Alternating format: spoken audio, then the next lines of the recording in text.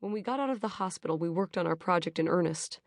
At the school library, we found almanacs, medical journals, and even a book of actuarial tables from 1987.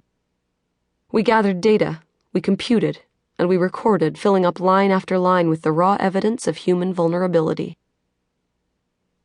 The journals were initially divided into 8 basic categories, but as we got older, we learned with horror how many things there were that were worse than plane crashes, household accidents, and cancer.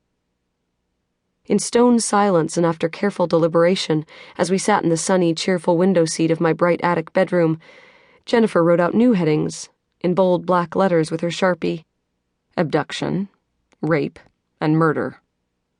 The statistics gave us such comfort. Knowledge is power, after all. We knew we had a 1 in 2 million chance of being killed by a tornado, a 1 in 310,000 chance of dying in a plane crash, and a 1 in 500,000 chance of being killed by an asteroid hitting Earth. In our warped view of probability, the very fact that we had memorized this endless slate of figures somehow changed our odds for the better. Magical thinking, our therapists would later call it, in the year after I came home to find all 17 of the journals in a pile on our kitchen table, and both my parents sitting there waiting with tears in their eyes. By then I was 16, and Jennifer had come to live with us full-time, because her father was in jail after his 3rd DUI. We visited him, taking the bus because we had decided it wasn't safe for us to drive at that age. It would be another 1.5 years before either of us got a license. I had never liked her father, and it turned out she hadn't either. Looking back, I don't know why we visited him at all, but we did, like clockwork, on the first Saturday of every month. Mostly he just looked at her and cried. Sometimes he would try to start a sentence, but he never got very far. Jennifer didn't bat an eye. Just stared at him, with as blank an expression as I ever saw on her face, even when we were down in that cellar. The two of them never spoke, and I sat a little away from them, fidgeting and uncomfortable. Her father was the only thing she would not discuss with me, not one word. So I just held her hand on the bus back home each time, while she gazed out the window in silence. The summer before we went off to Ohio University, our anxieties reached a fever pitch. We would soon be leaving my attic room, which we shared, and go into the vast unknown, a college campus. In preparation, we made the never list and hung it on the back of our bedroom door.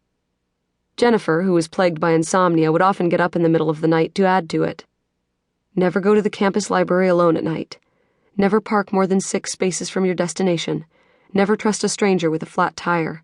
Never, never, never. Before we left, we meticulously packed a trunk, filling it with the treasures we had collected over the years at birthdays and Christmases: face masks, antibacterial soap, flashlights, pepper spray. We chose a dorm in a low building, so that in the event of fire we could easily make the jump. We painstakingly studied the campus map and arrived 3 days early to examine the footpaths and walkways to evaluate for ourselves the lighting, visibility, and proximity to public spaces. When we arrived at our dorm, Jennifer took out her tools before we had even unpacked our bags. She drilled a hole in our window sash, and I inserted small but strong metal bars through the wood, so it couldn't be opened from the outside even if the glass was broken. We kept a rope ladder by the window, along with a set of pliers to remove the metal bars in the event we needed a quick escape. We got special permission from campus security to add a deadbolt lock to our door.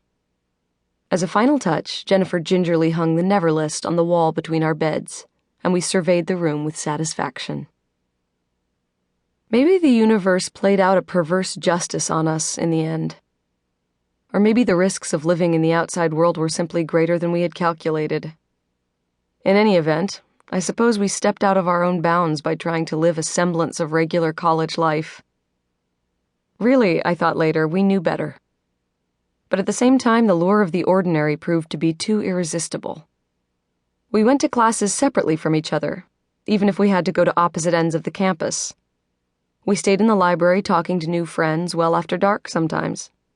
We even went to a couple of campus mixers, sponsored by the university, just like normal kids. In fact, after only 2 months there, I secretly began thinking we could start living more like other people. I thought maybe the worries of our youth could be put away, packed safely in the cardboard boxes back home where we stored our other childhood memorabilia. I thought in what I now see as a heretical break from everything we stood